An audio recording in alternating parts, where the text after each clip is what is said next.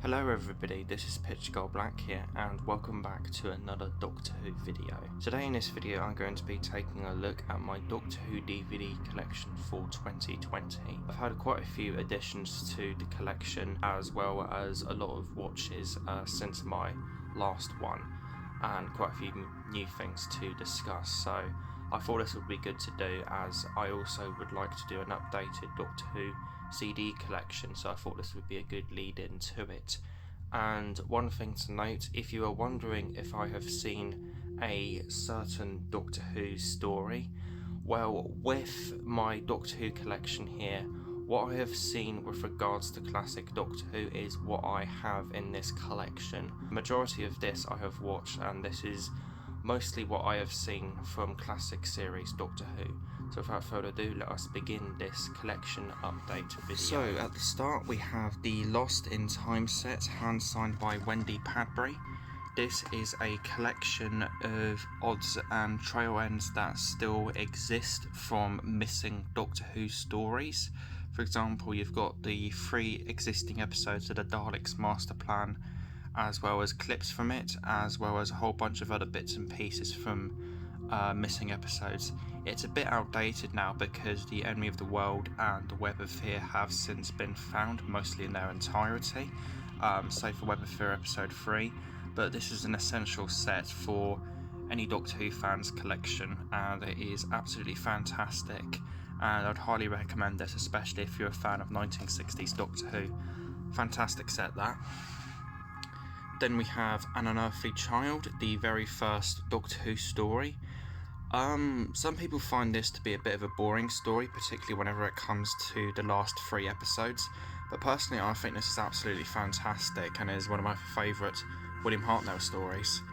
The Daleks, this is a fan favourite amongst many from the William Hartnell era. Personally for me, it's not that good.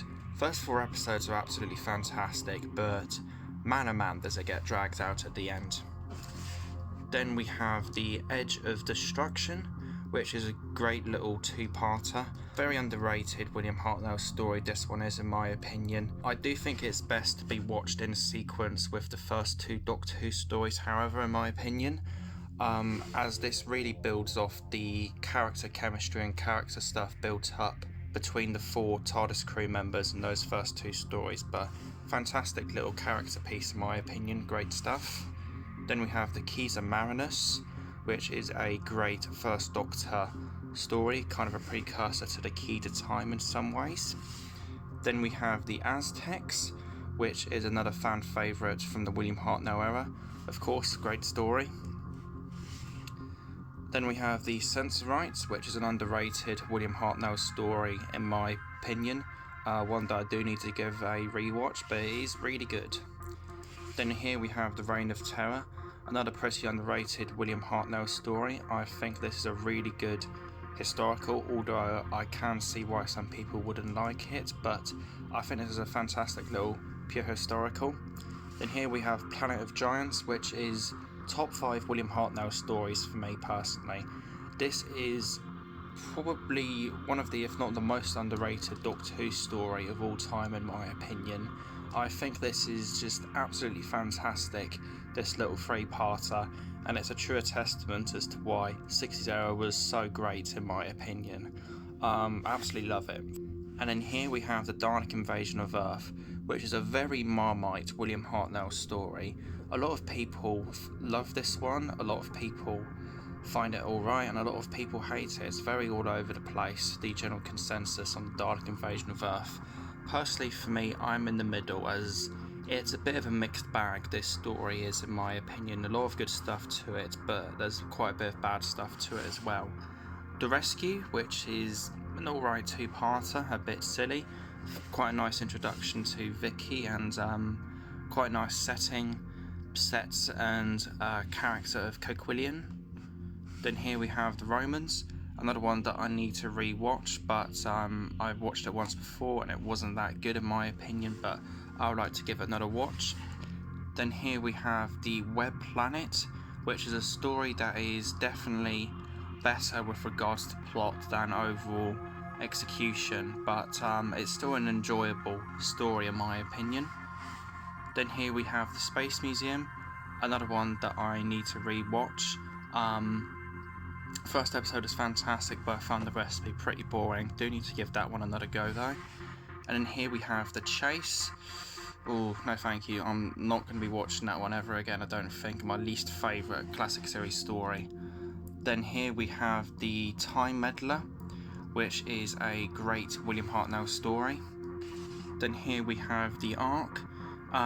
First half was fantastic, but the second half not so much. It's alright. Then here we have The Gunfighters, another one that I need to rewatch, but I didn't like it first time around and I'm not looking forward to it, especially Stephen's panel on the X Factor or whatever it was. And then here, hiding away, we have The War Machines, which I think is quite a liked William Hartnell story all round. For me personally, I find it to be alright. And then here we have The 10th Planet, which is an absolutely fantastic way to end the William Hartnell era. Great story that, pretty amazing. Then here we have The Power of the Daleks, which is a bit of an overrated Doctor Who story in my opinion, but still a great one. Then here we have The Moon Base, another one that's a bit of a mixed bag in my opinion. Some really good stuff to it, but there's quite a few kind of plot holes and what have you to this story in my opinion. It's alright. And here we have quite a few nice little items coming up. We have The Underwater Menace DVD, which is hand signed by Dick Mills, who did a lot of sound effects work for the BBC, including Doctor Who, and I believe Quatermass and The Pit as well. Ralph Watson, who played an uncredited computer scientist for Zaroff in this story, Catherine Howe, who played Arda, and then Fraser Hines, who of course played Jamie. The Underwater Menace, my biggest Doctor Who guilty pleasure. I love this story. I found this one to be so bad that it's simply good in my opinion. I just love The Underwater Menace. I think it's fantastic. Can definitely see why some people would hate it, and it's definitely not the most competent Doctor Who story in the world, but I find it to have this really kind of odd charm to it, and I just thoroughly enjoy it and love it. One of my favourite Patrick Troughton stories. Then here we have The Macra Terror, which is again signed by Fraser, Rob Ritchie, the animator, as well as Avril Gaynor on the back, who played one of the majorettes in the original story. Fantastic second Doctor story that, in my opinion. Really, really good. The animation kind of helped out quite a bit with it, I would have said, as the Macra themselves were improved quite a bit from the original story with regards to a visual aspect. Then we have The Tomb of the Cybermen, which is another classic 60s story, maybe a little overrated in my opinion. The Ice Warriors, it was okay, bit boring, need to give it another go. We have The Enemy of the World, which is my all-time favourite Doctor Who story. Absolutely love this story to pieces, and I am looking forward to buying the special edition on Amazon whenever online buying gets back to normal, whatever is considered normal for online buying. Then we have The Web of Fear in this kind of slipcover limited edition. Bit of an overrated Doctor Who story in my opinion, but not a great one at that. Would love to rewatch and review it at some point. Then we have The Dominators, another pretty underrated one in my opinion. Bit of a silly story, but I think it is great. Then here we have The Mind Robber, which was the very first 1960s Doctor Who story I ever experienced. It's alright. Then we have The Invasion, which is a fantastic Patrick Troughton Cyberman epic. Bit overrated again, but I still think it's great. The Underrated Crotons, great story that in my opinion, really like that one. Then we have The Seeds of Death Standard Edition and a special edition there, which is a great Patrick Troughton story, need to give it another go. And then here we have The War Games, hand signed by Wendy Padbury. Of course, an absolute classic, probably low-end entry for my top 10 Doctor Who stories of all time, which I really need to get around to redoing at some point. And then we have Spearhead from Space, the opener for Jon Pertwee's era, and the colour era for Doctor Who. One of my all-time favourite Doctor Who stories. Absolutely love this story. I love how it's very much like Quatermass and what have you. I love the whole sort of Quatermass type of elements to it. I think it's absolutely incredible. Then here we have the special edition there. Then here we have 2 copies of the Silurians, because I bought one of these standalone for £8 in a CEX.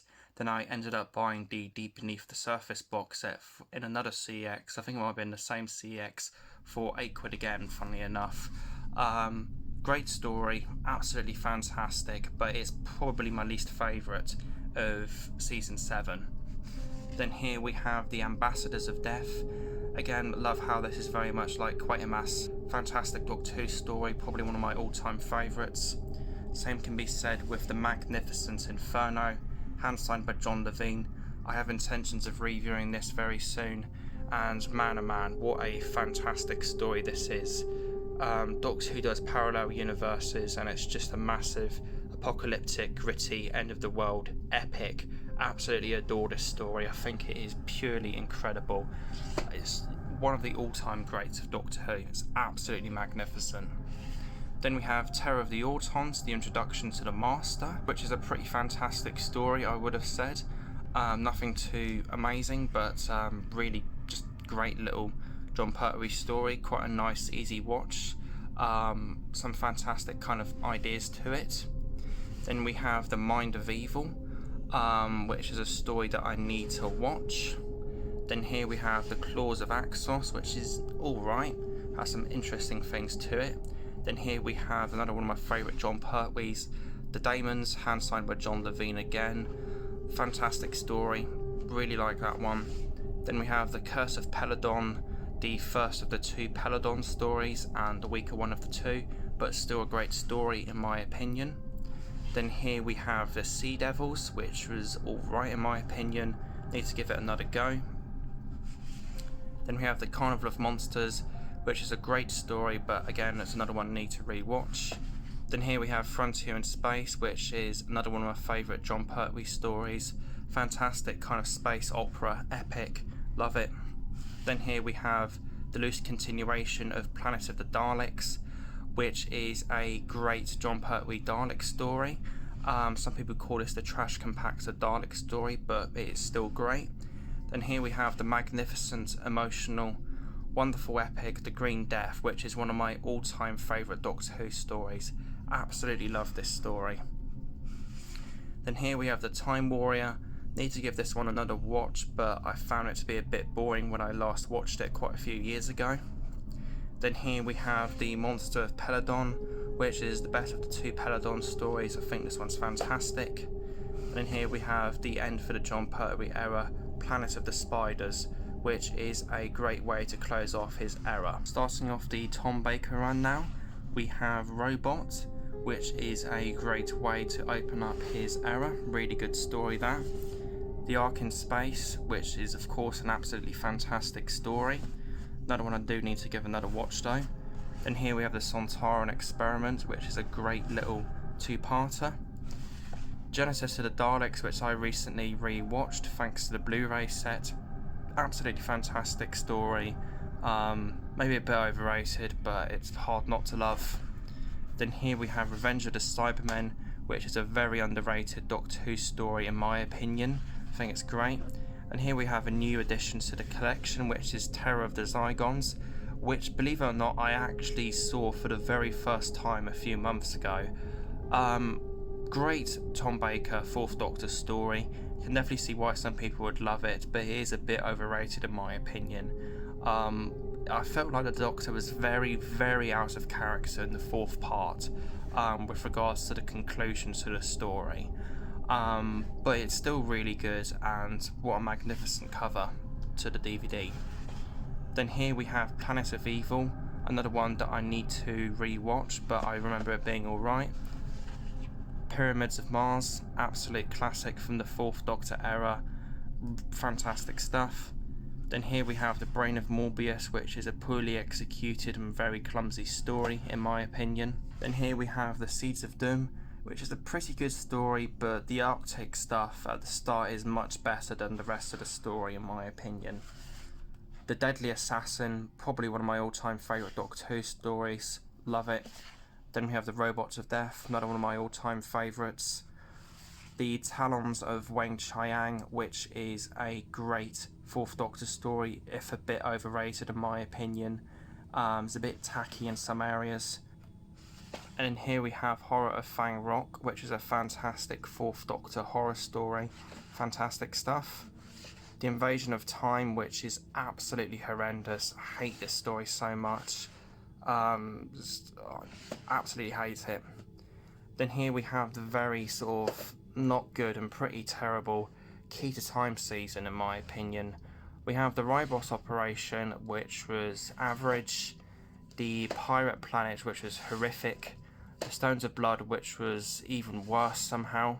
And then here we have the Androids of Tara, a saving grace for the season. I think this one's great.